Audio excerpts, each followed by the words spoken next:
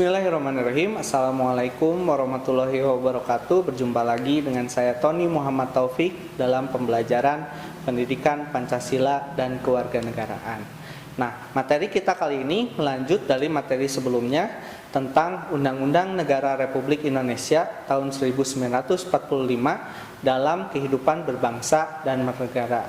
Nah, untuk subtemanya kita bahas kali ini kemerdekaan beragama dan berkepercayaan. Nah, kemerdekaan beragama dan berkepercayaan diartikan bahwa manusia bebas memilih melaksanakan ajaran agama menurut keyakinan dan kepercayaannya masing-masing. Nah, ini tidak boleh adanya paksaan dari pihak manapun.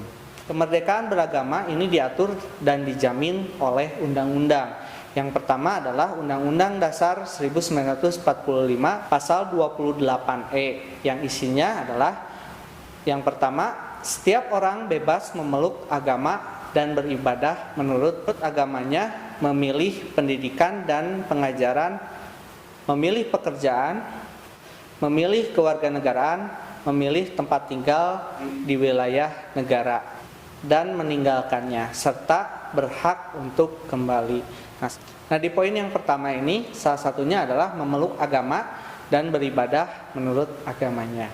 Nah, di poin yang kedua ini setiap orang berhak atas kebebasan meyakini kepercayaannya, menyatakan pikiran dan sikap sesuai dengan hati nuraninya. Nah, di poin yang kedua juga setiap orang berhak atas kebebasan meyakini kepercayaannya. Nah, selanjutnya ini juga diatur dalam Undang-Undang Dasar 1945 Pasal 29 ayat kedua. Nah, di sini memposisikan peran dari pemerintah atau negara. Nah, di sini negara menjamin kemerdekaan tiap-tiap orang memeluk agama masing-masing menurut agamanya dan kepercayaannya itu. Nah, selanjutnya diatur juga dalam Undang-Undang Dasar 1945 Pasal 28I ayat 1 yang isinya adalah hak untuk hidup, hak untuk tidak disiksa, hak kemerdekaan berpikir dan hati nurani, hak beragama, dan hak untuk tidak diperbudak, hak untuk diakui sebagai pribadi di hadapan hukum, dan hak untuk tidak dituntut atas dasar hukum yang berlaku. Kemudian semuanya ini termasuk ke dalam hak asasi manusia yang tidak dapat dikurangi dalam keadaan apapun. Nah, itulah aturan-aturan dalam melaksanakan ajaran agama sesuai dengan kepercayaannya masing-masing. Nah, untuk mewujudkan ketentuan-ketentuan tersebut diperlukan hal-hal yang harus diperhatikan. Yang pertama adalah pengakuan dari pemerintah. Nah, pengakuan yang sama oleh pemerintah terhadap agama yang dipeluk oleh setiap warga negara. Kemudian yang kedua, tiap-tiap pemeluk agama mempunyai kewajiban dan hak kedudukannya yang sama dalam negara dan pemerintahan. Nah, kemudian yang selanjutnya yang diperlukan adalah adanya kebebasan yang otonom atau mandiri bagi setiap penganut agama apabila terjadi perubahan agama. Yang bersangkutan mempunyai kebebasan untuk menetapkan dan menentukan pilihan agama yang dikehendaki.